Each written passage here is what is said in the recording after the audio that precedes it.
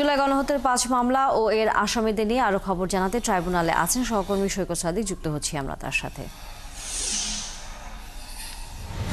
সৈকত, ট্রাইব্যুনালে সর্বশেষ খবর জানানোর পাশাপাশি সাবেক আইজিপি মামুনের শুনানি শুরু হয়েছে কিনা? তানিয়া, এটি কিন্তু জুলাই আগস্টের গণ-অভ্যুত্থানের পর যে মানবতা বিরোধী অপরাধ হয়েছিল সেই ঘটনায় দায়ের করা প্রথম মামলা, যার প্রধান আসামি শেখ হাসিনা এবং বাকি দুই আসামি সাবেক স্বরাষ্ট্রমন্ত্রী চৌধুরী আবদুল্লাহ আল মামুন ও সাবেক আইজিপি সাবেক স্বরাষ্ট্রমন্ত্রী আসাদুজ্জামান খান কামাল ও সাবেক আইজিপি চৌধুরী আবদুল্লাহ আল মামুন। এরই মধ্যে বলেছিলাম যে সকাল 10টায় চৌধুরী আবদুল্লাহ আল মামুনকে কড়া নিরাপত্তায় ট্রাইব্যুনালে নিয়ে আসা হয়। এরপরেই আদালত কিন্তু বসার প্রায় প্রক্রিয়াধীনই রয়েছে, যেহেতু আদালতে এর মধ্যে তোলা হয়েছে আসামি চৌধুরী আবদুল্লাহ আল মামুনকে।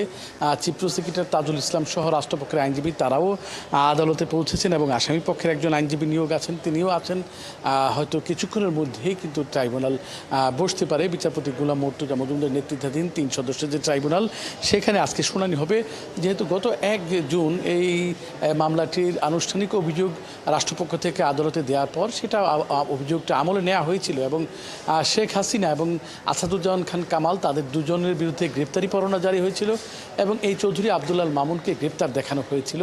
যেহেতু তাকে আজকে হাজির করা হয়েছে, কিন্তু অন্য যে দুই আসামি, প্রধান যে আসামি শেখ হাসিনা, যার বিরুদ্ধে 1400 মানুষ যে হত্যা করা হয়েছিল এই ছাত্র জনতার আন্দোলনের, সেই ঘটনার যে সর্বোচ্চ হুকুমদাতা বা নির্দেশদাতা, যার নির্দেশে সমগ্র বাংলাদেশে এই মানবতা বিরোধী অপরাধ 2024 সালের জুলাইয়ের মাঝামাঝি থেকে 5 আগস্ট পর্যন্ত হয়েছে, সেই অভিযোগের ঘটনায় দায়ের করা এই মামলাটিতেই শেখ হাসিনা এবং আসাদুজ্জামান খান কামাল, যিনি স্বরাষ্ট্র মন্ত্রণালয়ের দায়িত্বে ছিলেন, তাদের দুজনকে আদালতে হাজির করার ব্যাপারে কী পদক্ষেপ নিয়েছেন বা প্রসিকিউশন জানাবে, তারা কীভাবে উদ্যোগ নিতে পারবেন, এই জন্য হয়তো তারা আজকে আবেদন করতে পারে 2টি পত্রিকায় বিজ্ঞপ্তি দেওয়ার জন্য। আদালত হয়তো 2টি পত্রিকায় বিজ্ঞপ্তি দেওয়ার নির্দেশনাও দিতে পারেন। এই সব কথা আমরা প্রসিকিউশনের থেকে আগে আমরা শুনেছি। যদি আজকে আদালত এই পলাতক দুই আসামিকে হাজিরের জন্য বিজ্ঞপ্তি দেন, এর পরবর্তীতে সময়ও দেওয়া হবে। যদি আসামিরা হাজির না হন, তারা যদি পলাতক থাকেন, তাহলে রাষ্ট্র এই দুই আসামির পক্ষে আইনজীবী নিয়োগ দিবেন এবং এই মামলার নথিপত্র তাদেরকে দেওয়া হবে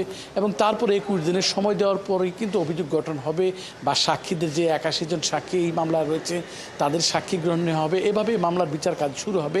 তো তানিয়া, হয়তো আবারও এই বিষয়ে নতুন তথ্য আপনার হাতে এসে পৌঁছলেন।